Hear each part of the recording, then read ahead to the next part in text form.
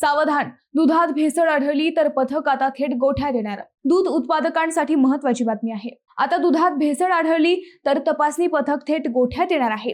त्यामुळे दूध संकलन केंद्रांसह दूध उत्पादकांमध्येही खळबळ उडाली आहे। मंडळी, राज्यभरात अन्न व औषध प्रशासनाने दुग्धजन्य पदार्थांमधील भेसळ रोखण्यासाठी विशेष मोहीम सुरू केली आहे।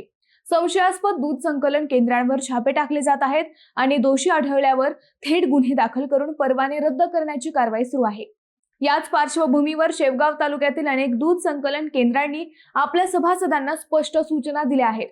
ज्या दूध उत्पादकांच्या दुधाच्या गुणवत्तेबाबत शंका असेल त्यांच्या गोठ्यावर थेट भेट देण्यासाठी विशेष तपासणी पथक नेमण्यात आले आहे। तपासणी दरम्यान दुधात पाणी टाकल्याचे आढळले तरी ती भेसळच मानली जाणार आहे।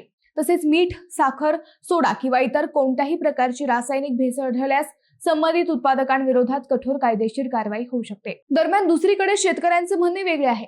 दुधात भेसळ करणारे सामान्य दूध उत्पादक नाही तर केमिकल वापरून मोठ्या प्रमाणावर बनावट दूध तयार करणारी मोठी रॅकेट्स आहेत।